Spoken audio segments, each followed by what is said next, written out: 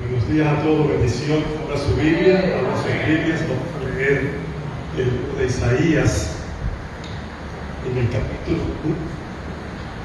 53. Isaías capítulo 53, vamos a leer el versículo número 5.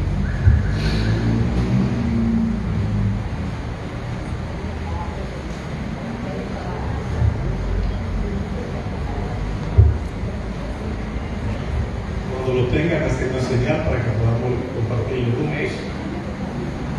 Dice el texto: mas él herido fue por nuestras rebeliones, molido por nuestros pecados, el castigo de nuestra paz fue sobre él, y por su llaga fuimos curados.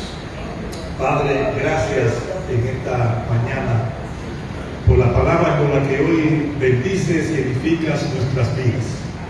Nos ponemos en el común acuerdo y en la comunión con el Espíritu Santo para que tu palabra sea revelada a nuestros corazones.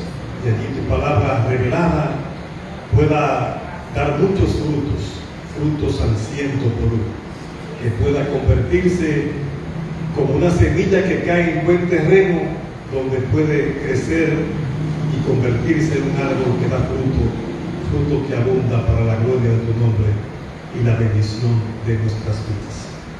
Glorifícate en esta mañana en el nombre de Cristo Jesús. Así lo pedimos y proclamamos. Amén. Pueden sentarse si gustan. Les voy a contar una historia. En la Segunda Guerra Mundial había un campo de concentración que estaba ubicado en una ciudad que se llamaba Auschwitz. Era un campo tenebroso. Murieron miles de judíos allí, millones de judíos en el mundo murieron. Una gran parte murió en ese campo de concentración. Y en una ocasión escapó un preso de ese campo de concentración. Y el pueblo alemán, los nazis alemanes, como castigo, eligieron 10 personas al azar, 10 hombres, para matarlo, como castigo por ese que se escapó. Y entonces uno de ellos, al escuchar su nombre, de lo que mencionaron en esa lista de los que iban a matar, gritó desesperado: yo tengo esposa, tengo hijos, no me maten. Y cuenta la historia que un prisionero desconocido dio un paso al frente y dijo: yo no tengo familia, tómenme en su lugar y dejen que ese hombre viva. Ese hombre se llamó Maximiliano Kolbe. Era un sacerdote católico que murió en esa tortura y en esa celda, lentamente rezando por sus compañeros de celda. El hombre que fue salvado se llamó Franciszek Kowalczyk, creo que se pronuncia así. Y este hombre toda su vida repitió una frase y decía: yo soy el hombre que vivió porque otro tomó mi lugar. Y esta historia no es solamente una historia conmovedora, sino que también es una imagen, aunque muy débil, pero real, de lo que Cristo hizo por nosotros. Porque nosotros éramos culpables, o fuimos culpables, nosotros quebrantamos la ley de Dios. Pero cuando llegó el momento del juicio, Jesús dijo: yo tomo su lugar. Jesús fue ese que dio el paso al frente y dijo: déjenlo vivir, yo tomaré su lugar. Dice el texto bíblico que acabamos de leer: herido fue por nuestras rebeliones, molido por nuestras iniquidades. Y si aquel hombre que fue salvado en esa historia que acabo de narrar nunca olvidó quién le salvó, entonces ¿cómo podríamos nosotros olvidar al que no solamente nos dio algunos años más de vida, sino que nos ha concedido la vida eterna? Y Y hoy compartimos la Santa Cena, compartimos el pan, el vino, recordamos este momento, la historia de ese sacrificio de Jesús. Y este texto de Isaías 53, 5 que acabo de leer, es una de las profecías más claras y más conmovedora del Antiguo Testamento sobre el sufrimiento del Mesías Salvador Jesús. Quiero que sepan, bueno, que lo sabe, si no lo sabe, lo sabe hoy. Esta profecía fue escrita 700 años antes de nacer Jesús. Así que es una profecía que fue con una precisión meridiana sobre los acontecimientos que se sucedieron en la crucifixión de Cristo, el sufrimiento y ese acto redentor que sucedió en la cruz del Calvario. De manera que quizás la pregunta sería, o una buena pregunta sería para iniciar en esta mañana: ¿y entonces por qué fue que Jesús sufrió? Bueno, ya sabemos que no fue por sus propios errores. Jesús no murió en la cruz porque cometió algún tipo de pecado. Recuérdense que la crucifixión era un acto de condena para alguien que habría cometido un pecado, que habría cometido un delito que conllevara, ¿verdad?, ese acto horrible de la muerte en la cruz. Era una muerte horrible. Bueno, primeramente la gente, no es como ahora, que la gente anda desnudo sin nadie, la gente sale por la calle, ¿verdad?, no le importa.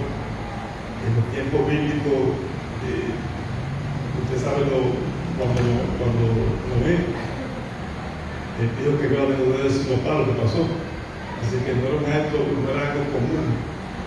La gente lo desnudaba en el público. La gente lo desnudaba en el público era una deshonra. Así que Jesús tuvo que sufrir la vergüenza pública de estar desnudo ante el escenario público. Era una muerte de crucificados desnudos. Aparte del sufrimiento que implicaba ser clavado en un pedazo de madera, en una cruz. No era anestesia, ¿verdad? Era con clavo. Y era una tortura. Y además sabe que Jesús fue sometido a latigazos. Y no era una pela con una vara de cuero. Eran unos látigos que tenían unas bolas al final de acero, de plomo, no sé si eran de plomo, de acero, metálicas, bolas metálicas en la punta. Y cuando ese látigo daba en la espalda, rompía el cuerpo. Jesús, cuando llegó a esa cruz, ya no tenía esperanza de vivir, porque sus pulmones habían sido afectados. De manera que fue una muerte, fue una tortura, realmente, esa muerte de Jesús. Y Jesús no murió porque cometió ningún delito, no cometió ningún delito que le fuera merecedor de esa muerte que tuvo. Así que no fue por un error propio. Tampoco fue víctima de alguien al azar que se equivocaron, no porque se equivocaron, lo mataron a él, porque lo confundieron. Fue una confusión. Ni una injusticia histórica que se cometió, ¿verdad? Que fue que se equivocaron, hubo un error y lo confundieron. No fue ese tipo de situación que se dio. La Biblia dice claramente que fue herido por nuestras rebeliones. Dice con claridad que fue molido por nuestras iniquidades. La palabra iniquidad se refiere a un pecado en extremo lleno de maldad. Hay pecados de cualquier tipo, pero cuando dice que es una iniquidad, se refiere que es un pecado con agravante. Por ejemplo, una violación es un pecado, pero violar a una niña de 3 años, de 4 años, es una iniquidad. Es una violación, un pecado con agravante extremo. Y dice ahí que fue molido por nuestras iniquidades, por los pecados extremos que la humanidad y el hombre había cometido. Dice textualmente que cargó con el pecado de la humanidad. Y habla del pecado propiamente de su época, el pecado de los religiosos, que por envidia, por celos, lo llevaron a la cruz. de los saduceos y los fariseos. No era un conflicto político, no era un conflicto de Estado, no era un conflicto económico, no era un conflicto de herencia, no era un conflicto amoroso, era un conflicto religioso. El celo, la envidia de religiosos, la gente que estaba para llevar la verdad y para conducir el pueblo, fueron los que propiciaron ese juicio, los que compraron a Judas. Así que habla del pecado del humano reflejado en el mundo religioso, en la mentira de los religiosos, el pecado reflejado en la traición de un discípulo. Bueno, eso es complicado. ¿Quién fue que eligió los discípulos? Uno de los infiltrados. Era un discípulo que se corrompió. No era tan simple, ¿verdad? Como que Judas lo traicionó. Cuidado, hermano. O sea, eso es complejo de analizar. Pero ni quiero hablar sobre ese tema de Judas. Pero lo que quiero decir es que habla del pecado de la traición de aquel que está cerca de ti. Es de confianza. Judas no era uno de los más lejanos. Era el que llevaba el dinero, era el tesorero del ministerio. Era el ministro de finanzas del reino. Por decir un nombre, ¿verdad? Si pudiéramos decir algo, en comparación a un reino. A una jerarquía. Es el hombre que manejaba el dinero. Y lo que usted no le pone a mucha gente en la mano. Porque hay esposos que ni a la esposa le dejan poner mal el dinero. Imagínense de quién estamos hablando, de Judas, de que manejaba el dinero. La traición, el pecado de la traición de un discípulo cercano. El pecado del silencio de los amigos que se fueron huyendo. ¿Y dónde estaba esa gente cuando Jesús estaba siendo azotado y perseguido? ¿Por qué no se fueron a morir con él? Señor, tú digas, vamos contigo. ¿Dónde estaba esa gente? No hablo de lo que sanó y de lo que curó. Hablo de los discípulos del Señor. Hablo del pecado, del silencio del amigo que calla entre los propios de otro amigo que está siendo ajusticiado injustamente. Hablo del pecado, del miedo de los poderosos, porque Jesús no seguía dando a los pobres. Había muchos de la élite económica, de la aristocracia de la época que seguía a Jesús. ¿Dónde estaba esa gente que no sabía defender al maestro? Hablo del pecado, del miedo de los poderosos. Hablo del pecado, del odio del pueblo a Jesús. Hermano, porque ¿y cómo fue posible que Jesús muriera? No que hizo tanto bien. No robó, no mató, alimentó a los que estaban con hambre, sanó a los enfermos, predicaba del amor, predicaba de la reconciliación, predicaba del cumplimiento de las leyes, de la obediencia, predicaba de los elementos que cualquiera debería sentirse contento. Pero cuando mataron a Jesús, ¿por qué fue que Pilato decidió que lo crucificaran? Porque Pilato, sin que sea una justificación, dice que no quería entregarlo. Entonces dijo, bueno, pues lo más fácil es una elección, un criminal contra este hombre y que el pueblo elija. ¿A quién quiere? ¿A Barrabás o a Jesús? El pueblo decidió que eligió a Barrabás, un hombre condenado, un abortador. Entonces, el pueblo no amaba a Jesús. Hablo del pecado del odio que sentía mucha gente del pueblo hacia Jesús. Hablo de ese pecado que Jesús cargó en la cruz, que incluye los pecados de esa época. Pero estos pecados quiero que puntualizar que representa los actores de la historia en los tiempos de Jesús, pero representa realmente la humanidad entera, representa el pecado de la humanidad que se refleja hoy y que está en cada uno de nosotros.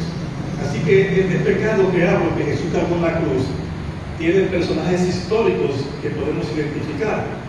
Pero más allá de un personaje de la historia que usted puede identificar, lo que estoy diciendo es que esos actores de la humanidad, esos actores de la época, representan el pecado de la humanidad, el pecado del mundo entero que Jesús cargó en la cruz en ese momento. Y por eso es que dice, herido por nuestras rebeliones. O sea que no fue herido por sus propios pecados, no fue herido por sus propios errores, sino por los nuestros. Dice, molido por nuestras iniquidades. O sea que no sufrió en función por sus pecados, sino por los nuestros. Cuando se habla, y Jesús dice, y el libro de los Corintios dice, cada vez que se reúnan, recuerden este evento, recuerden este acontecimiento. Pero no es el evento en sí mismo, es este acontecimiento, de que Jesús realmente murió por nosotros. Que la rebelión nuestra, el precio de esa rebelión, el castigo que correspondía a esa rebelión, lo tocaba a nosotros. O sea, que lo que Jesús sufrió en la cruz, desde que lo llevaron prisionero hasta que fue muerto en la cruz, cuando murió en la cruz, todo ese tipo de castigo era que nos correspondía a nosotros. Los azotes, los latigazos, la corona de espinas, cargar en la cruz, ser clavado, ser una vergüenza pública, la desnudez pública y después ser clavado en esa cruz. Ese era el castigo que nos correspondía a nosotros. Cuando lo mostramos el día de hoy, es recordando que ese castigo era nuestro y alguien lo sufrió sin ningún tipo de culpa. Y cuando dice el castigo de nuestra paz fue sobre él, lo que está diciendo es, bueno, hay una reconciliación. Había un castigo que él cumplió y ese castigo nos da la reconciliación. Y habla de por sus llagas fuimos sanados. Habla de que ese sufrimiento trae entonces sanidad a aquel que recibe esa reconciliación con Cristo. Así que Jesús no solamente fue un buen hombre o un gran maestro moral, fue el sustituto perfecto e inocente que nos reemplazó voluntariamente en ese acto de reconciliación. Pero bueno, sucedió hace casi 2000 años. En el 2033 se van a cumplir 2000 años de la muerte de Cristo. Saben que Cristo murió a los 33 años. Así que de 2033 se cumplirían 2000 años de que Jesús murió en una cruz.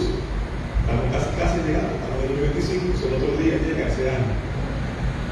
Entonces, ¿qué quiere decir eso, pastor, con eso? Bueno, que el mundo actual, 2024 años después de la muerte de Cristo, parece que el hombre actual no ha entendido lo que sucedió en esa temporada. Porque todavía estamos viviendo en un mundo que se parecía a la verdad, que se ha vuelto ciego a la verdad. Cuando usted ve las informaciones que llegan, las que son a las que tenemos acceso, las que nos dejan ver, o las que se dejan conocer, lo que estamos viendo es como que hay un mundo que el hombre actual no ha entendido ese proceso que sucedió en la cruz de Calvario. Yo pienso que vivimos, bueno, no más que pensar, estamos viviendo en un mundo que se ha vuelto ciego a esta verdad y a este hecho que sucedió en la cruz de Calvario. Fíjese, antes de Cristo, antes de ese sacrificio, solamente había un pueblo escogido por Dios, Israel, el que tenía la revelación, el que tenía la conexión con Dios, guardaban los profetas de Dios, y solamente había un pequeño grupo que tenía acceso a esa conexión con Dios. Igual era complicado para todo el mundo tener acceso al Dios verdadero. Cuando ocurrió el tema del pecado, hubo esa separación del hombre con Dios. Usted conoce la historia desde Abraham, cómo eso se va sucediendo, los acontecimientos, los tiempos, y va quedando un pequeño grupo reducido. El hombre se va separando de Dios, llega el tiempo del diluvio, se acaba todo lo que hay, viene una nueva generación. Y a pesar de que era un pequeñito grupo que poblaba la tierra, se desvía una parte del camino de Dios y se queda un pequeñito grupo en Israel como ese pueblo escogido, a quien Dios se le reveló y hablaba y había conexión con Dios. Y había como un ritual para eso, de sacrificios, para estar en conexión con Dios, un sumo sacerdote, un lugar, un tabernáculo, un templo específico, un lugar específico, días específicos, cantidad de cosas que eran muy particulares. Cuando llega Cristo y dice, bueno, pues yo lo que voy a hacer es una reconciliación perfecta. Este sacrificio va a ser una reconciliación para todo el resto de la humanidad. Solo hay que creer. Y que conocerá la parte de esta historia. Entonces yo estoy diciendo en este momento, y trayendo a este momento, de que el mundo que ha desarrollado, que se ha construido desde Cristo hacia acá, es un mundo que vive de espaldas a la verdad, a este hecho que hoy hablamos en Isaías 53:5, de la reconciliación que se da, de lo que sucedió en ese sacrificio de la cruz, de lo que debería ser el mundo si el hombre de este mundo estuviera sujeto a esta verdad. Y por eso decía que pareciera ser que el mundo está ciego a esta verdad. Pareciera ser que el mundo no ha hecho buen uso de esta bendición que Dios ha dado. Y es un mundo, bueno, como que cada vez que avanzan los años estamos más lejos de Cristo. El mundo está más lejos. Porque en el mundo que vivimos hoy, en este año 2025, hay un rechazo del bien. Lo que es correcto es motivo de burla. Lo que es pecado se celebra. Y la bondad se señala como fanatismo o como ignorancia. Entonces resulta como complicado, ¿verdad? Porque estamos viendo que hay un rechazo a lo que es bueno. La gente se burla de lo que es correcto. Y incluso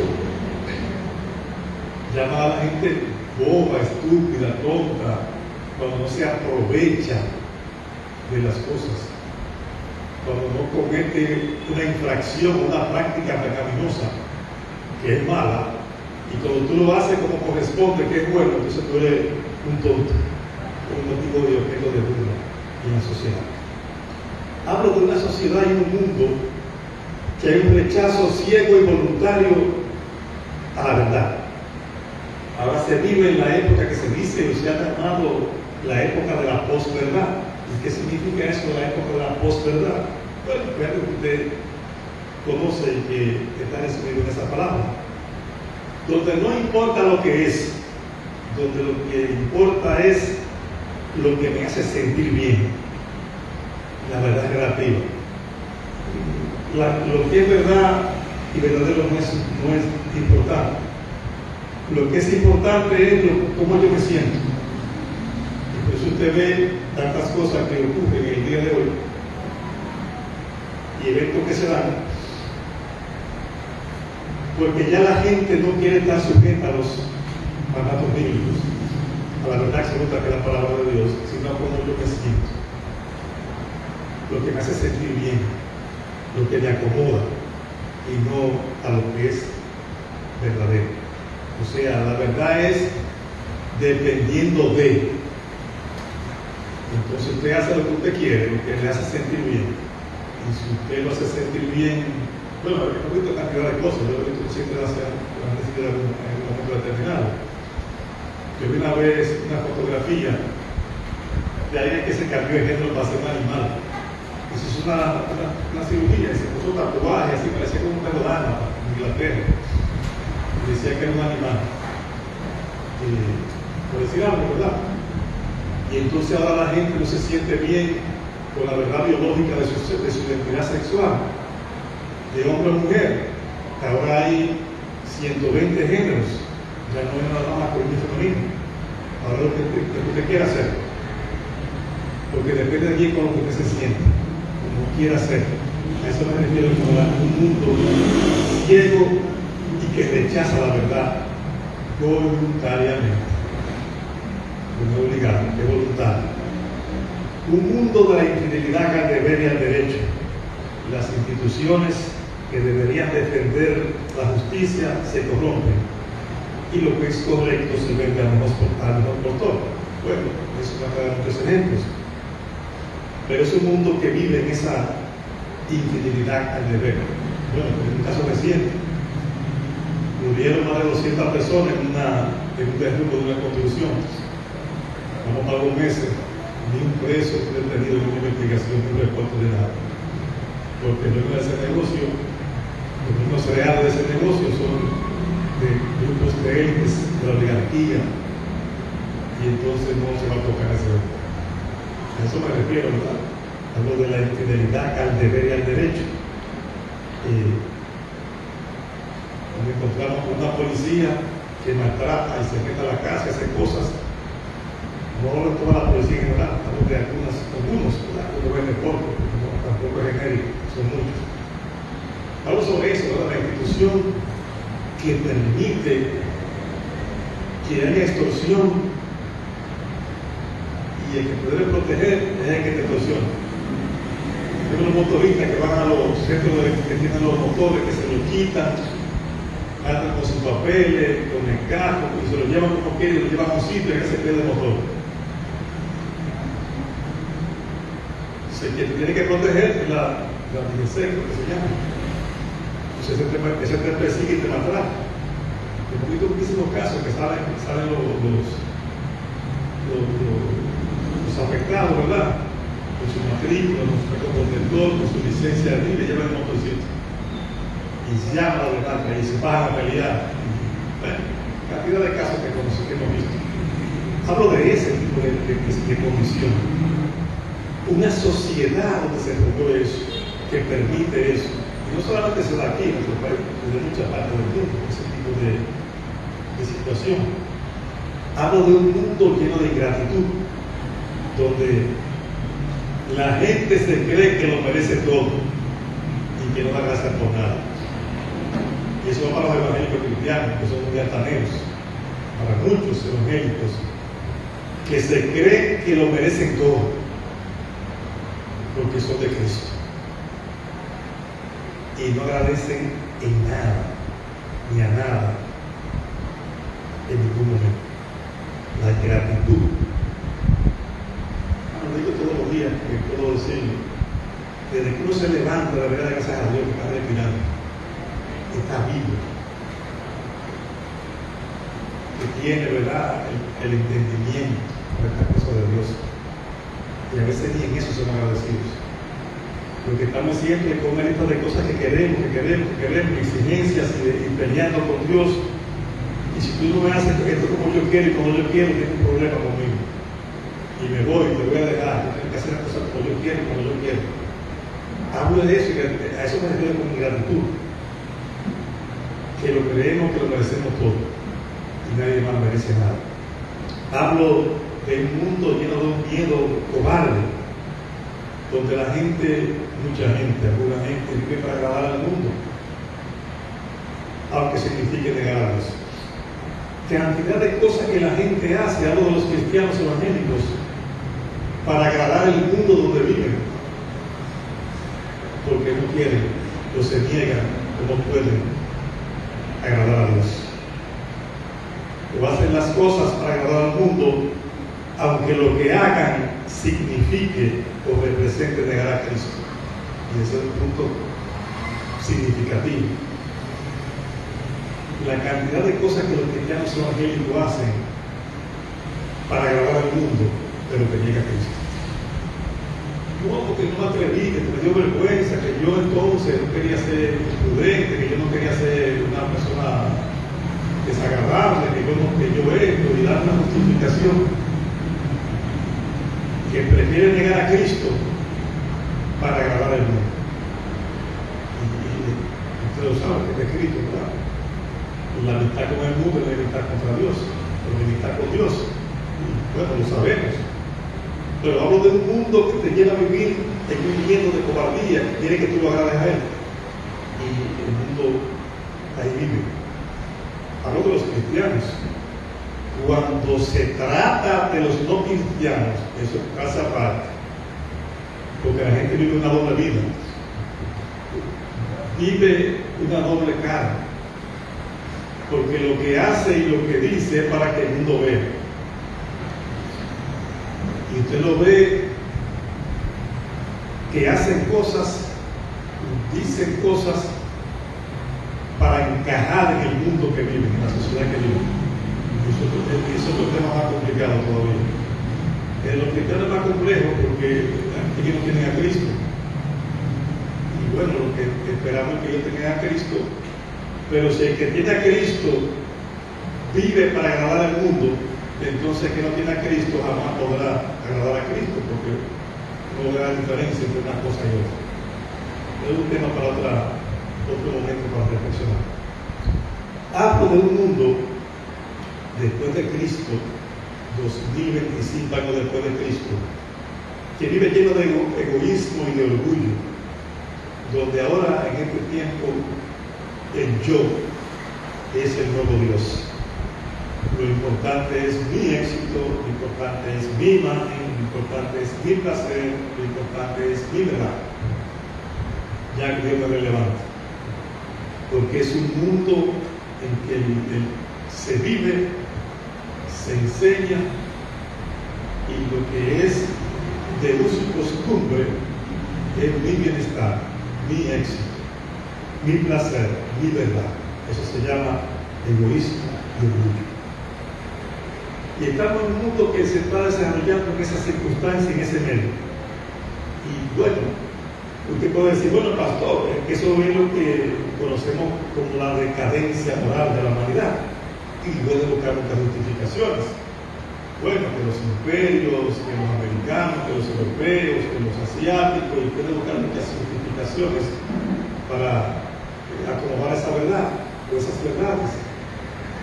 Puede buscar elementos culturales, sociales, económicos, políticos, pero simplemente lo que estoy diciendo y quiero que usted tenga en su corazón es que todas estas cosas que he dicho, lo que representan en sí mismo es el pecado que llevó a Cristo a la cruz.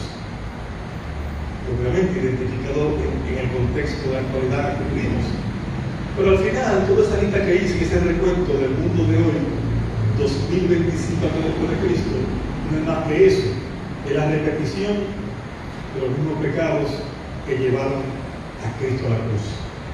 El rechazo del bien, un rechazo ciego y voluntario a la verdad que se llama Jesús, la infidelidad al deber y al derecho, la ingratitud incluso hacia Dios, el miedo de defender la fe y el egoísmo y el orgullo que existieron y existen en el mundo de hoy. Al final, estamos ante el mismo escenario de un mundo en que existen y concurren los mismos pecados que llevaron a Cristo a la cruz en ese momento.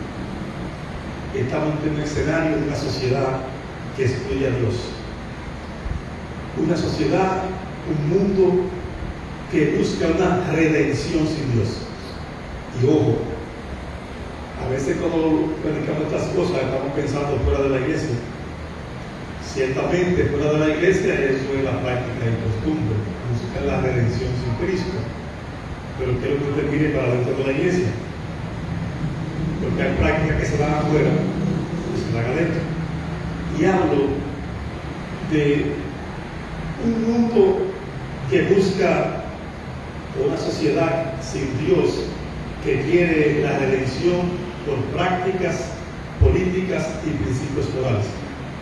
Y usted ve que se escriben códigos, que se escriben leyes, y el código procesal, y el código civil, y que hacen una ley para una cosa, otra ley para otra cosa, y leyes, van y vienen.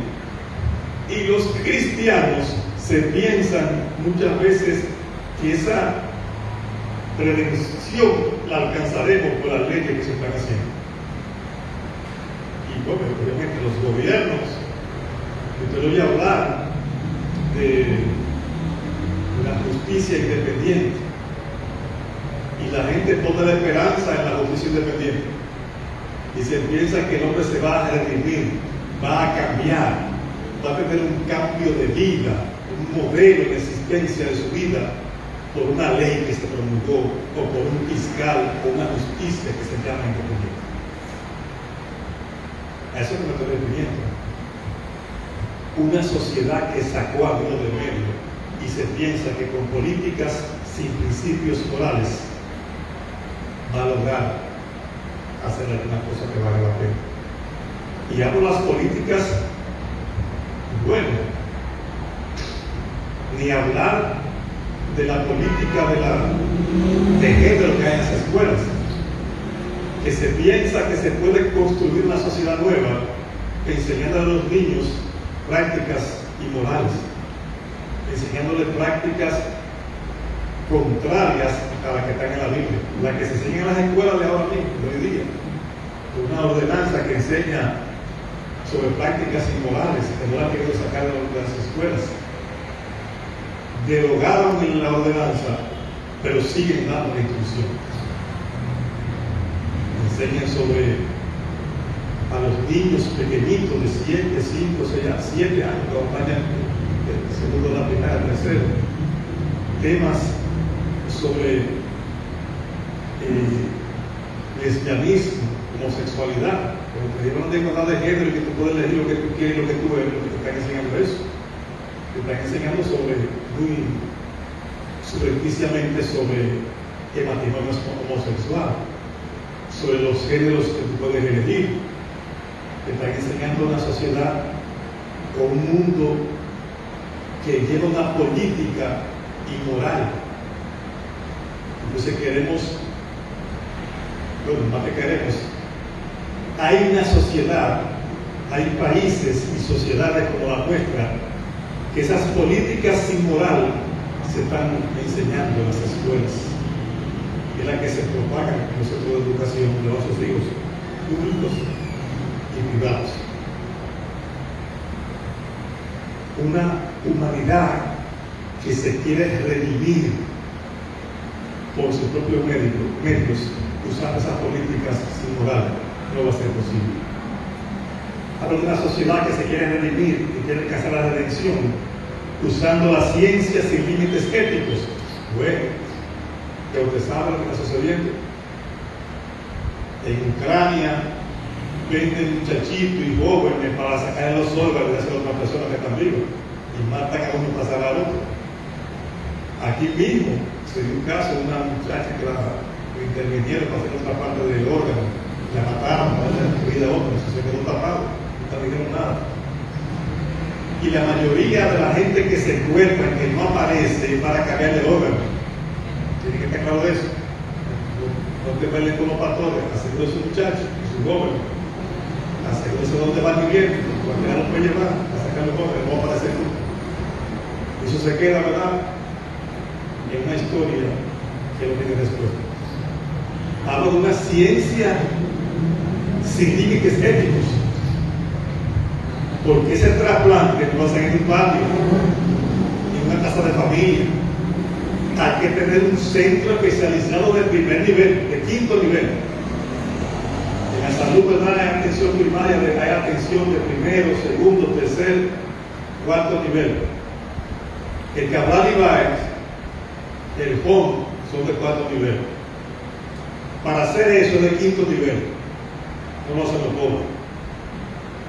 Lo hacen los lugares que tienen acceso a eso. Tienen dinero.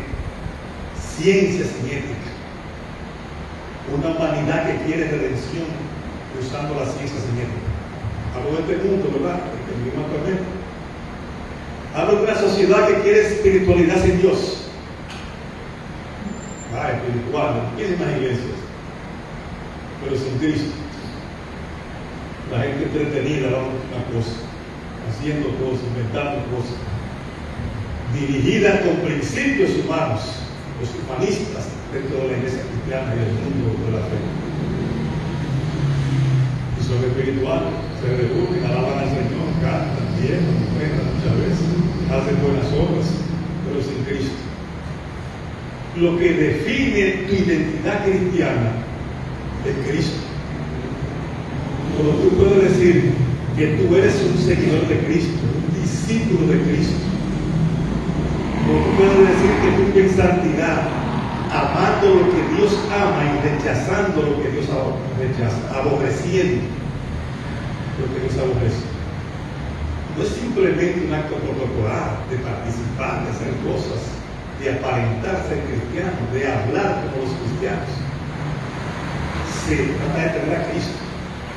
Y el que tiene a Cristo es guiado por el Espíritu Santo. Y no es posible que alguien guiado por el Espíritu viva en una vida de contradicciones, que participe de estas cosas.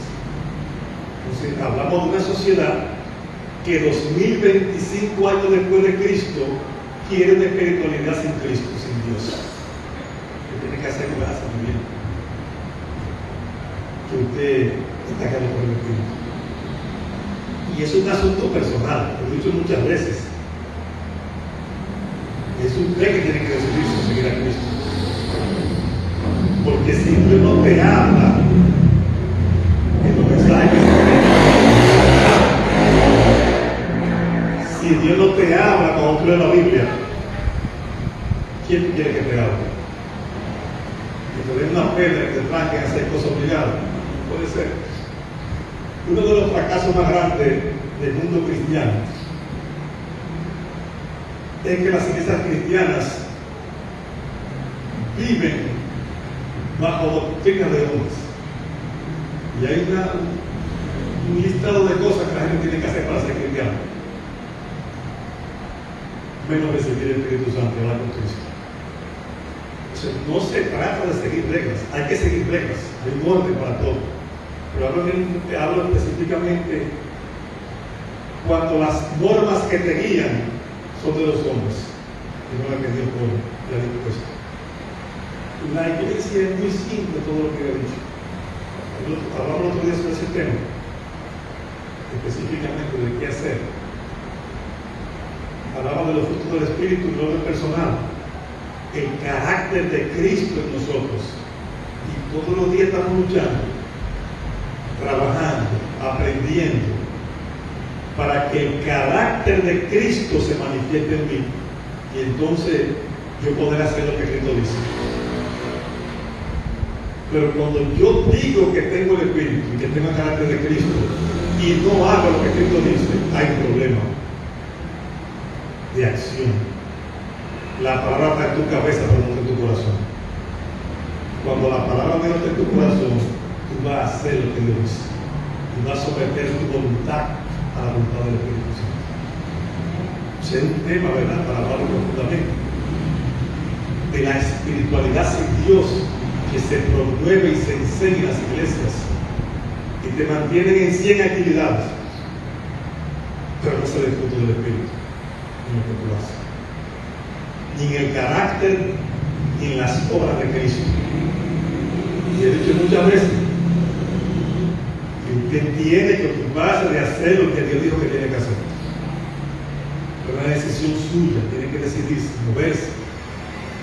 moverse en el camino de la voluntad de Dios.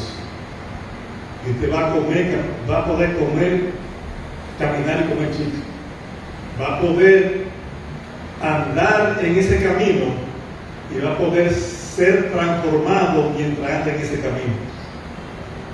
No es simplemente que yo soy transformado en el carácter de Cristo y estoy trabajando mi vida espiritual. No, tiene que caminar. Porque esto no es para que usted se gloríe, ni para que usted se salve. Simplemente que para que se cumpla la voluntad de Dios en esta tierra. ¿Por qué 2025 años después estamos peor todos los días? Porque la imagen de Cristo no está siendo multiplicada en esta tierra. Y los únicos que tenemos el mandato y la capacidad de multiplicar la imagen de Dios somos los hijos de Dios. Usted no puede esperar que el mundo va a cambiar con estas prácticas que he dicho, humanistas, con esta redención que el hombre quiere llegar y lograr y va fracasado, porque mientras más avanza el tiempo, más se profundiza la realidad. Esto no es políticas sin moral, esto no es ciencia sin límites, esto no es espiritualidad sin Dios. Esto no es terapia sin perdón. Esto no es progreso sin propósito. Porque el cristiano mismo quiere progresar y prosperar sin ningún propósito. ¿Para qué que tú quieres ser rico? ¿Para qué que tú quieres hacer una carrera profesional? ¿Para qué tú quieres eso? ¿Para qué lo quieres? ¿Para vanagloriarte?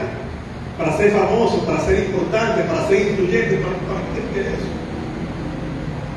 Los dones y talentos son para glorificar a Dios. Si lo que tú quieres hacer no glorifica a Dios, es vano tu propósito. Y ahí voy, ¿verdad? Un mundo que te enseña la redención sin Cristo, que te quieres redimir con tus propios méritos humanos y acciones humanas, medios propios, no es así. Por eso el mundo está como está. Bueno, muchas cosas, ¿verdad? Pero he dicho muchas veces, y lo repito y lo repetiré mientras pueda hacerlo y tenga el momento para hacerlo, que todo eso sucede y ha sucedido en el mundo y la humanidad durante 2025 años en una iglesia o una parte de la iglesia que es indiferente o que ignora el que es un instrumento en las manos de Dios para que el mundo se pueda redimir. Pastor, ¿y cómo es eso? Muy sencillo. Somos los portadores del mensaje de la redención. Tan simple como eso. Nadie va a conocer de Cristo si usted no le habla de Cristo. Aquello que Dios le quiera revelar, como hizo a Pablo, serán algunos, ¿verdad? Pero en el orden natural, el que Jesús dijo es ese: me voy, le debo el Espíritu Santo y tendrán poder. Vayan y hagan discípulos a las naciones. Sean los portadores del mensaje que va a redimir el mundo. Pero la iglesia está, ¿verdad?, como en muchas cosas, y esa es la esencia de por qué usted ve que en estos 2025 años hay un elemento progresivo en que la iglesia va como desapareciendo del escenario, que la iglesia pierde influencia, pierde poder, porque se olvidó de Cristo. Una espiritualidad sin Dios no produce resultados. Necesitamos retomar estas cosas y hoy recordamos ese evento de la cruz en Calvario, porque es un llamado para nosotros en este día. El resultado que hemos tenido, estamos viendo, y usted puede literalmente confirmarlo con algunas historias que puede tener, es un mundo lleno de ¿qué? De ansiedad, de confusión, de rupturas familiares, de guerras, de adicciones, de suicidios, de desesperanza. Porque no hemos sido capaces, ¿verdad?, como de hacer lo que nos toca hacer. Y en el tiempo no hemos estado distraídos por muchísimas cosas. Yo decía a alguien esta mañana que hablaba, y mire, en la iglesia, todo el que llega a una iglesia lo trajo el Padre. Nadie viene al Hijo si el Padre no lo envía, indiscutiblemente. Nadie llegó a una iglesia con el deseo de ser un Judas. Judas fue producto de las circunstancias de su época. ¿Qué pasó exactamente? No lo sabemos. Lo que sí sabemos es que por lo que sucedió hubo una separación de su maestro con su discípulo, aunque Jesús fue el que lo cogió, no llegó a infiltrar. De manera que en el mundo de la fe cristiana todo el mundo está porque el Padre lo trajo, con la misma encomienda, con el mismo propósito, no hay otro. Ahora nos toca como cristianos creyentes en la fe entender en realidad que hubo un momento decisivo de la historia del mundo, que es ese de la cruz de Cristo, que debió marcar un tipo de vida nueva, una influencia masiva. Pero bueno, las cosas son como son. Pero lo que estamos viendo es fruto de algo que dejamos de hacer. Y eso es importante.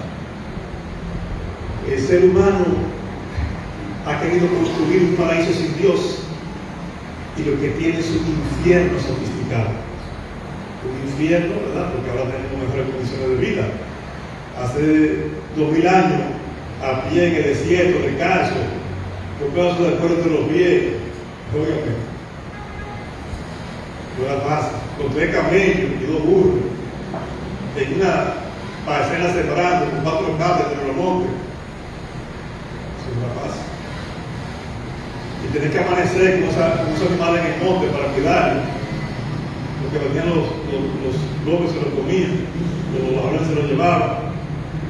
Piensa en Moisés, en Abraham, lo que tenían esa gente, eso es lo que yo hacía, eso no era sencillo.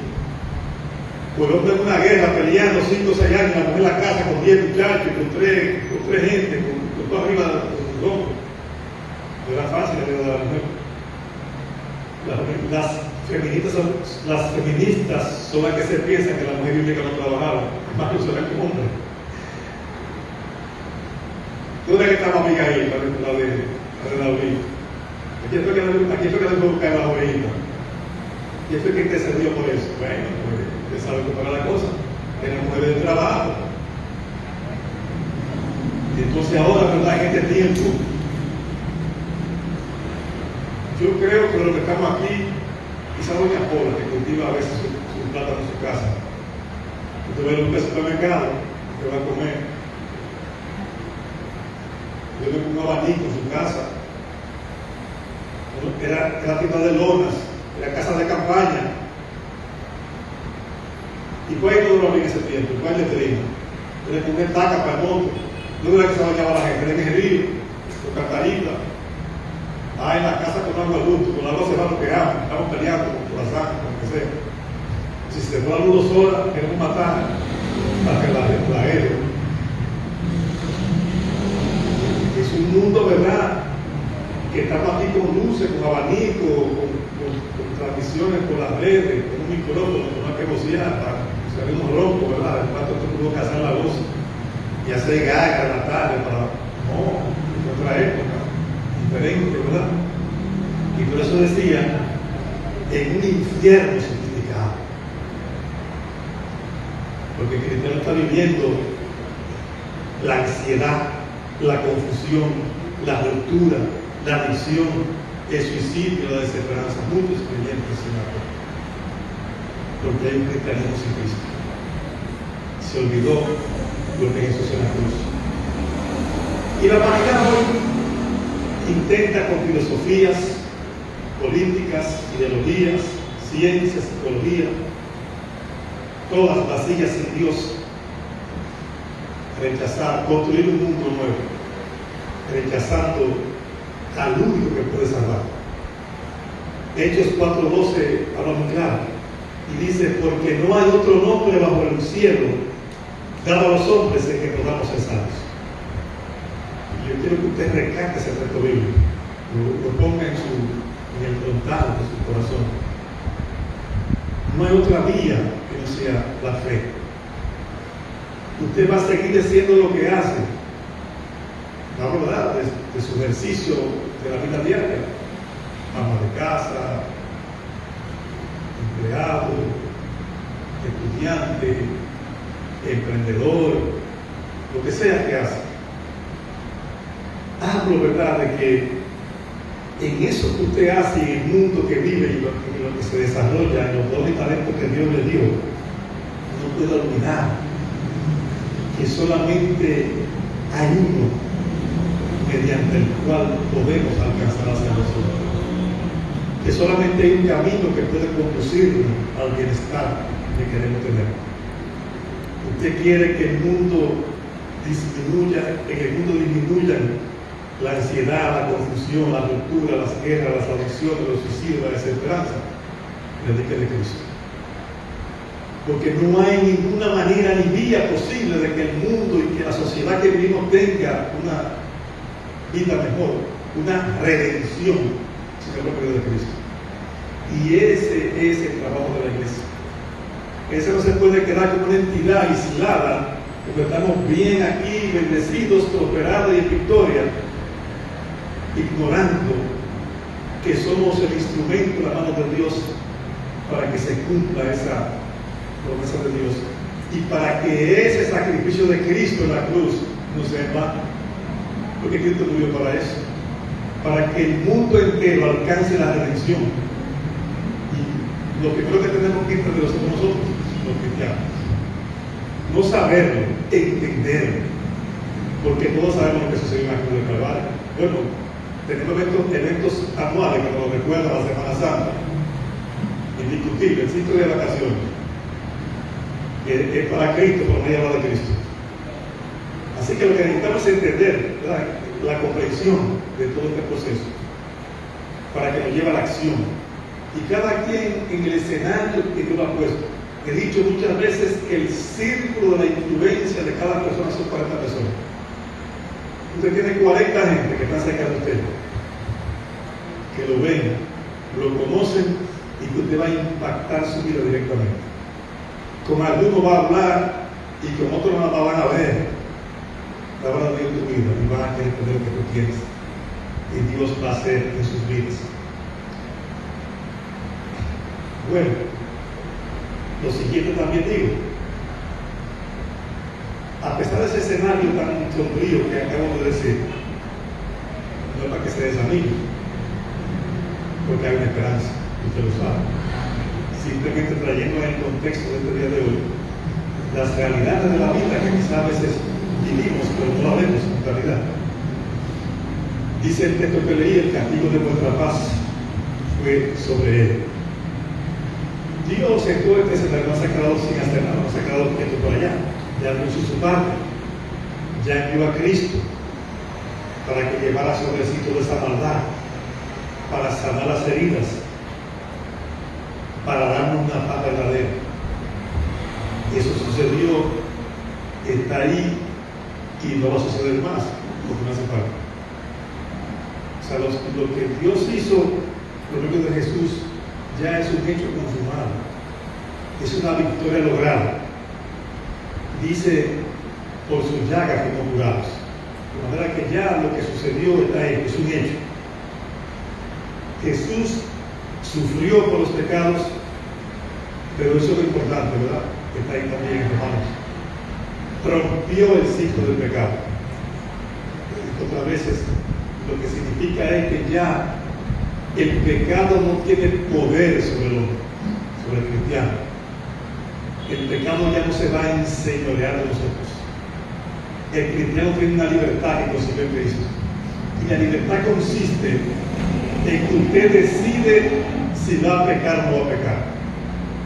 Una decisión suya. No que me dijeron que me convenció, usted decidió que va a pecar. Eso es mentira. Si usted es de Cristo, usted tiene poder sobre el pecado, porque Cristo rompió el poder que tenía el pecado sobre el hombre. Antes de Cristo había un poder que tenía el pecado sobre la humanidad, y por eso el hombre no podía dejar de pecar, porque estaba atado al pecado. Lo que sucedió en la cruz del Calvario, esa ruptura del pecado, que fue el hecho más trascendental que sucedió. Y como se ve la verdad, y la verdad os hará libre. La libertad que tenemos primaria es que el pecado ya no tiene poder sobre ti. Usted tiene el poder para decidir lo que quiere hacer, o lo que va a hacer, o lo que no va a hacer. Y eso es uno de los elementos más poderosos que tiene la palabra de Dios y el pacto que Jesús hizo en la cruz del Calvario. Que ya el pecado no tiene poder sobre tu vida. Porque no solamente sufrió por los pecados, sino que rompió ese ciclo del pecado. Y el mal fue derrotado no por la fuerza, sino por el amor. Porque el acto de Jesús en la cruz fue por amor. Y eso tiene un poder en el orden espiritual que es, bueno, inimaginable. Sí, lo sabemos, lo entendemos, pero no imaginamos cómo que eso funciona. Pero el acto del amor que Jesús hizo en esa cruz rompió ese ciclo de poder del pecado sobre nosotros. Y esa victoria sigue disponible. Por eso es que los pecados pasados, presentes y futuros están perdonados. Siempre que usted lo confiese y se arrepiente. Porque el que confiesa su pecado alcanza misericordia. De manera que este tiempo de hoy, que sea un tiempo oportuno para la reflexión. Y más que un tiempo, sino un llamado a la reflexión y arrepentimiento. Preguntando, ¿y realmente usted ha entendido o no ha entendido lo que significa la cruz? O lo que significó la cruz. Entendemos que no fue un accidente, sino que fue un intercambio eterno. No sucedió al azar, voluntariamente vino Jesús. Dice que tu lugar, tu culpa, tu castigo, mi lugar, mi castigo, mi culpa, la tomó Jesús. Y hoy también Jesús diría, como leí en esa historia al inicio de esta actividad de hoy, de esta enseñanza de hoy, déjalo vivir, yo tomaré su lugar. Jesús dijo en ese momento, ¿verdad? Y dice en cualquier momento que alguien se arrepiente, cuando llega el acusador, dice Jesús, déjalo, yo tomo su lugar, ya yo tomé su lugar. Y también dice Jesús, vente acá, arrepiente, cree y sigue. No es simplemente un acto de arrepentimiento, de convicción de pecado. Hace falta arrepentirse, devolverse de donde iba. Arrepentimiento significa volverse a, implica creer y implica seguir a Jesús. Porque mucha gente llega y cree, pero no quiere arrepentirse y tampoco quiere seguir a Jesús. Necesitamos entender que es un proceso que no se queda en una sola etapa. Hay que creer, hay que pedir a Cristo, ¿verdad? Pero el Padre que lo trae. Ese es complejo, ¿verdad? Hay que orar al Padre. Padre, entrega a mi hijo, a mi esposo, a mi esposa, a mi vecino, a mi amigo, a fulano, tráelo a Cristo. Porque no es porque ustedes digan que yo voy a Cristo. Es cuando el Padre lo traiga a Cristo. Pues oramos al Padre y presentamos oración a todos aquellos que son de nuestro centro de influencia, aquellos que estamos viendo, que están sin fe, sin esperanza, en depresión, en confusión, en adicción, en ruptura, en guerras, en desesperanza, para que el Padre lo traiga a Cristo, para que vengan a Cristo. Y cuando lleguen a Cristo, que puedan creer, que puedan arrepentirse y puedan seguir a Cristo. Porque si se quedó en el arrepentimiento y en el creer y no sigue a Cristo, su vida no será más que fugaz en la fe y la salvación, difícil de alcanzar. Nos toca a nosotros ahora reconocer que el problema del mundo no está solo en el mundo, sino también entre nosotros. Hay un problema real en la humanidad, pero hay un problema real en la iglesia que tienen que enfrentar y resolver, hacer lo que tienen que hacer. Hay que aceptar que Jesús no se fue por accidente, sino por amor, en un acto preconcebido, en un plan maestro que tiene un propósito de la humanidad para cumplir. Hay que volver a Dios y dejar de buscar soluciones sin Cristo. Cuando volvemos a Dios, esa es la gran lucha del mundo. Y más que en el mundo de la humanidad, el ser humano. El volverse a Dios significa dejar de buscar soluciones sin Dios. Y es un tema. Tenemos capacidades, dones, talento, conocimiento, habilidades. Y las decisiones, primariamente las buscaremos en esas capacidades que Dios nos dio. Lo que estoy diciendo es que no importa las capacidades, los dones, los talentos, el conocimiento que podamos tener, hay que buscar las soluciones con Dios. Hay que dejar de buscar soluciones sin Dios. Miren,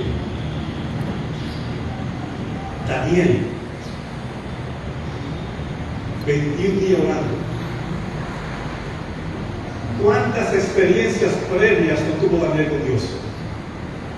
Muchísimas. ¿Cuántas veces le habló Dios a Daniel? Muchísimas. Pero tenía 21 días. Y en el día 24 fue que la gente apareció, esperando una decisión con Dios. Tenemos un ejemplo que es el rey. Nunca se apoyó en su propia prudencia, ni en su cercanía con Dios, ni en que Dios lo hizo antes, ni en los dones que tenía, ni en los talentos que tenía, ni que tenía poder, porque estaba al lado del rey, esperando la guianza de Dios para sus decisiones. A eso me refiero. Necesitamos vivir como testigos de la verdad, aunque el mundo lo rechace. Testigo de Cristo. Mire, va a ser complicado, a veces sí, es posible que sea complicado. Habrá que soportar la burla, el escarnio, el menosprecio. Habrá que soportar que me hagan bullying, que nos digan cosas, que hagan cosas, pero siempre como testigos, testimonios de lo que hemos creído. Y eso es un tema importante en la vida cristiana. A veces por agradar al mundo negamos a Dios. El mundo puede que siga rechazándonos, pero tú no tienes que hacerlo. El mundo puede que siga rechazando a Cristo y odie a Dios y diga de Dios, pero los cristianos no estamos por qué llamados a hacerlo. Y hoy, con esta enseñanza, quizás podemos reconocer y decir: yo vivo porque otro tomó mi lugar, como dijimos en este ejemplo de hoy. Yo le quiero pedir que venga a tomar su porción del pan y del vino. Vamos a compartir la Santa Cena, a recordar este momento con los elementos que hemos compartido muchos domingos, esta celebración. Voy a leer en Corintios, que también es un texto que me gusta usar para esta parte de la enseñanza. Primera de Corintios, capítulo 11, versículo 23.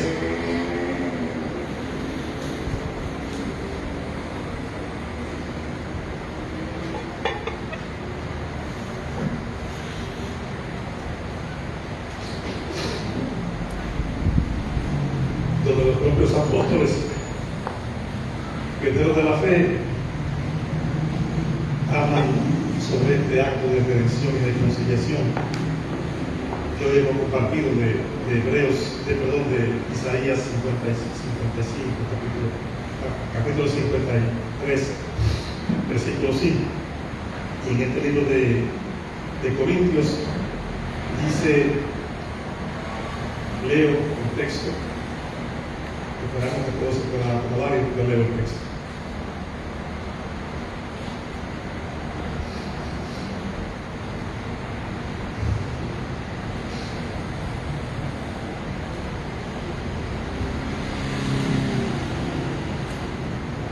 Quiero invitar que terminemos este tiempo dándole gracias al Señor por su grande amor, por su sangre preciosa derramada en la cruz del Calvario. Señor, gracias.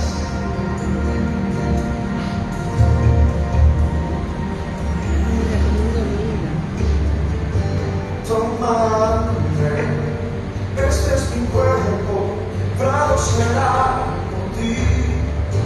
Después de esta es la sangre del pacto. Dice, porque yo recibí del Señor lo que también os he enseñado, que el Señor Jesús, a noche que fue entregado, tomó pan y habiendo dado gracias, lo partió y dijo: tomad, comed, esto es mi cuerpo que por vosotros es partido, haced esto en memoria de mí. Asimismo tomó también la copa después de haber cenado, diciendo: esta copa es el nuevo pacto en mi sangre. Haced esto todas las veces que la bebieres en memoria de mí. Así pues, todas las veces que comieres este pan y bebieres esta copa, la muerte del Señor anunciáis hasta que Él venga. De manera que cualquiera que comiere este pan o beber esta copa del Señor indignamente será culpado del cuerpo y de la sangre del Señor. Por lo tanto, pruébese cada uno a sí mismo y coma así del pan y beba de la copa, porque el que coma y bebe indignamente sin discernir el cuerpo del Señor, juicio come y bebe para sí. Por lo cual hay muchos enfermos debilitados entre vosotros y muchos duermen.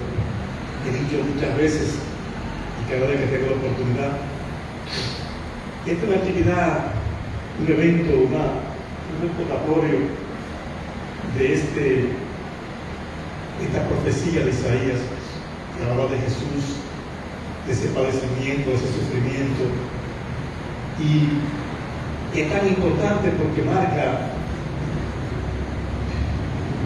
nuestra condición de cristiano. Si Jesús no muere y hace un pacto nuevo, no habría posibilidad que hubiera un ateo. Sería imposible tener parte en la eternidad.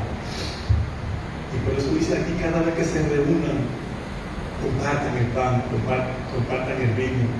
Recuerden el privilegio tan grande que usted tiene de ser heredero de una promesa eterna, de vida eterna. Recuerde el compromiso que tiene con esa inclusión que tú tienes en esta eternidad. He dicho muchas veces que es un privilegio extraordinario ser parte de la iglesia de Cristo, que el Padre te traiga a Cristo, te traiga al Hijo. Porque cuando hablo de traer a Cristo, no la fe, lo hago en el contexto bíblico que dice que la iglesia es el cuerpo de Cristo y que la cabeza de ese cuerpo es Jesús, Cristo es la cabeza. Así que cuando hablamos de ese concepto bíblico de que la iglesia, nosotros que somos la iglesia, las personas que nos reunimos y que estamos aquí, y muchas iglesias y muchos grupos que están en otra parte del mundo repartido, bueno, hablo en ese contexto. El privilegio que es ser parte de un cuerpo que Cristo es la cabeza. Y que yo soy parte de ese cuerpo porque el Padre Celestial insertó. Eso es una cosa extraordinaria. No por nada que yo tenga, ni que me merezca, ni que yo hice, ni que yo posea, una gracia del cielo. Eso es algo extraordinario, entenderlo. Y entenderse que somos parte de un plan mayor. Ese es el tema que nos toca a los cristianos reflexionar. Yo no soy parte de una iglesia solamente por mi propio bienestar. Yo soy parte de la iglesia porque hay un plan mayor que Dios tiene en esta tierra y en este mundo, mientras yo tenga vida y esté respirando, que Dios va a cumplir conmigo para la humanidad en esta tierra. Hay una huella que tú tienes que dejar de Dios en esta tierra. Entonces tienes que descubrir, tienes que hacer tu trabajo. Y es un privilegio grande, porque ¿por qué a mí? Porque el Señor dijo, ven, dejen que arriba yo tomo su lugar. Una gracia inmerecida. Como ese hombre que fue salvado por ese Señor en la guerra, en ese campo de concentración. Yo no tengo familia. Ven, yo ocupo su lugar. Y fue tan terrible. La historia que la conté brevemente, pero fue más tremenda todavía. Ese hombre agonizó en ese campo de muerte días. Y todos los que estaban en su celda murieron y él estaba vivo. Y lo sacaron y le pusieron una inyección letal para matarlo. Fue horrible. Y Jesús padeció algo más horrible que eso. Y dijo, yo tomo tu lugar. Como lo vimos hoy, en esta mañana de hoy, esta tarde de hoy, es meditando sobre ese acontecimiento de que alguien tomó el lugar que nos correspondía para dar una reconciliación con Dios, dando todo el bienestar que corresponde a esa reconciliación. Dice Dios mismo, yo tengo deseos de bien y no de mal para contigo. Y dice más, y voy a estar contigo todos los días, y mi vara y mi callado te infundirán aliento, y preparo mesa para ti en presencia de los adversarios, y cuando pases por las aguas no te ahogarás, y si por el fuego no arderá en ti, y será bendito en el entrar y en el salir. es una vida de bendición y de promesa. No quiere decir que no va a haber problemas, eso llega solo por el bien. Pero hay una promesa de Dios por elección del cielo, del Dios del cielo para nuestras vidas, para el cumplimiento de un plan mayor que es más allá del bienestar que podamos alcanzar en esta tierra. Y hoy recordamos eso, y es lo que Jesús dice, lo que dice el apóstol en Corintios, en ese texto que acabo de leer. Cuando tomen la copa, cuando vean y tomen el pan, recuerden ese que sufrió, que llevó el castigo en su cuerpo por nosotros. Cuando tomen el jugo de la vid, recuerden que es un pacto que está en cumplimiento, que no fue un evento que sucedió, es el cumplimiento de un pacto que es eterno hasta que Cristo vuelva a buscar la iglesia. Y el proceso glorioso, ¿verdad?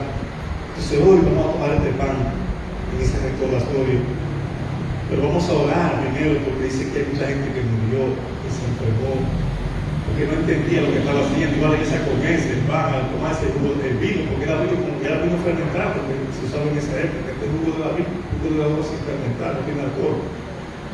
Y se comían en grandes cantidades de pan y de vino y se emborrachaban, no discernían lo que estaban haciendo. Entonces vamos a orar, permítanme acompañar la oración y entonces luego compartir este pan y vino en memoria de Cristo y su Padre Redentor. Padre, gracias por este momento especial que estamos aquí. Nosotros no tenemos palabras con que agradecerte el privilegio y honra que tenemos de estar en este lugar.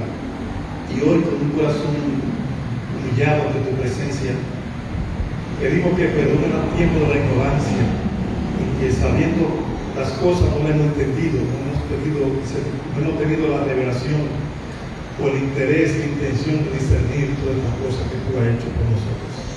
Nosotros nos presentamos ante tu presencia para que tú no mires los pecados nuestros, sino que mire a Cristo que nos redimió, que pagó el precio por nosotros.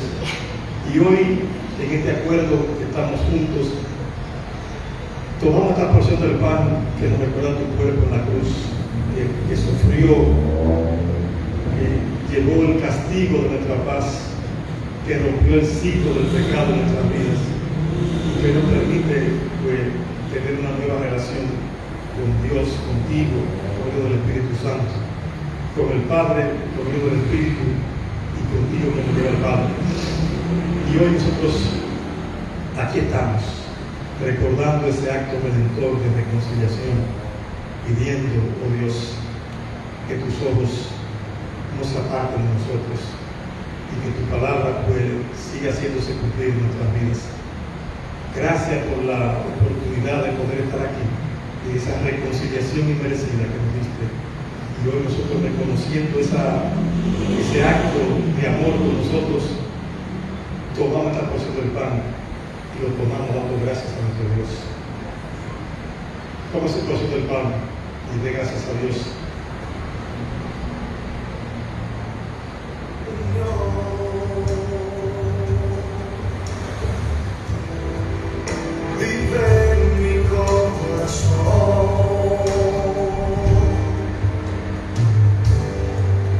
Deja pasar, que pase esta copa, el peso que siento. Tu voluntad es más importante, prefiero el quebranto, sabiendo el dolor.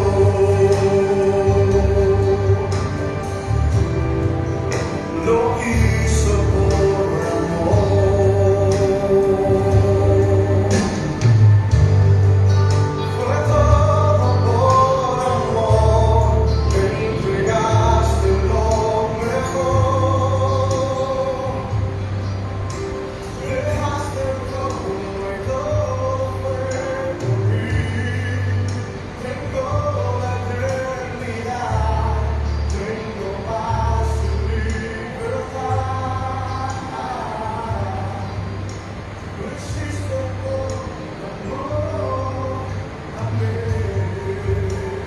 De igual manera, tomamos esta porción del jugo de la vid, dando gracias, sabiendo que simboliza un pacto nuevo, la vigencia de un pacto que nos permite acercarnos a la presencia de Dios, que nos permite tener todas las promesas que han sido dadas con esa reconciliación que tuvimos por medio de Jesús. Toma su porción del jugo de la vida y recuerda el pacto eterno sobre el cual estamos nosotros viviendo gracias a Cristo, su muerte redentora.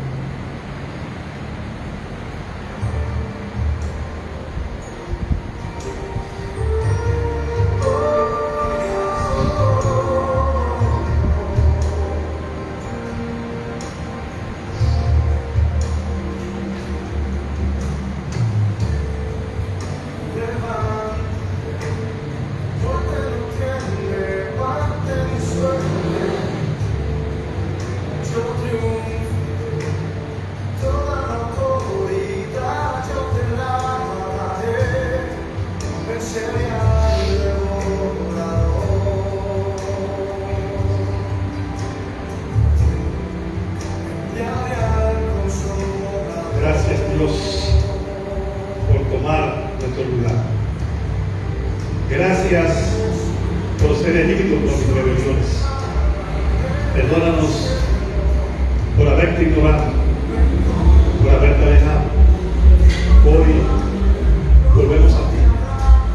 Te reconocemos como Señor y Salvador, como el que murió en nuestro lugar y resucitó para darnos vida.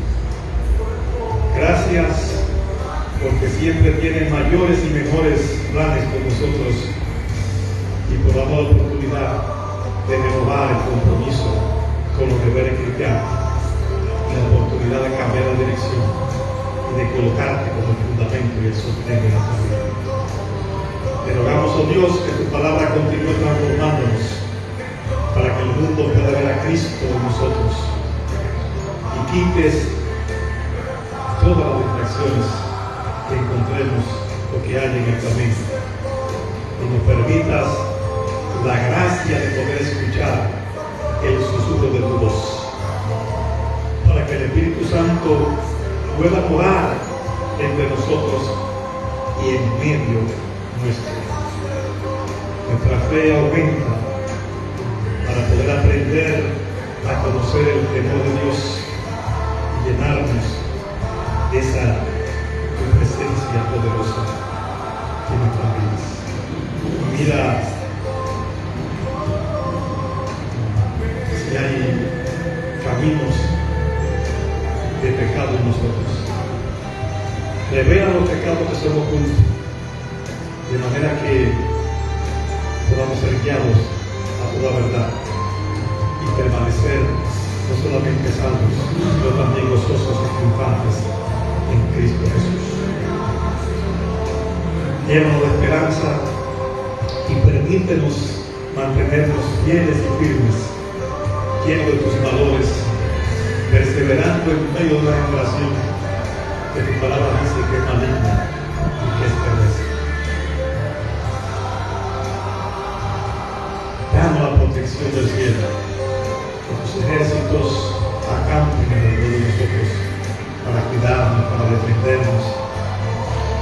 En un mundo que necesitamos la protección del cielo, hay acechanzas por doquier, hay planes malvados. Confunde todo plan de las entidades de las tinieblas o de los hombres de corazón perverso y malvado que atentan contra la vida de tus hijos y tus hijas en esta tierra. Y que no falte la provisión del cielo, que no haga falta nada, ningún bien a tu pueblo, a tus hijos, a tus escogidos, Señor. Y mira si hay alguna necesidad especial de salud en aquellos que están enfermos, Señor. Si hay necesidad específica de salud, pedimos a nuestro Dios en el común acuerdo para que tu poder sanador, ese que en la cruz llevó las enfermedades, hoy toque el cuerpo, la mente, el alma de aquellos que necesitan recibir sanidad, Señor. Aquellos que están esperando del cielo la provisión de salud para su cuerpo. Alcánzalos con tu mano misericordiosa y dar a ellos salud y abundancia de gracia para sus vidas. Y concédenos a todos nosotros la gracia y la bendición de poder cada día habitar bajo el abrigo del Altísimo y bajo la sombra del Omnipotente. Así lo pedimos, Padre, en el nombre de Jesús, y lo proclamamos en esta tarde de hoy. Amén. Mis amados, Dios añada bendición, gracia y paz a todos. Y el miércoles de mañana les espero.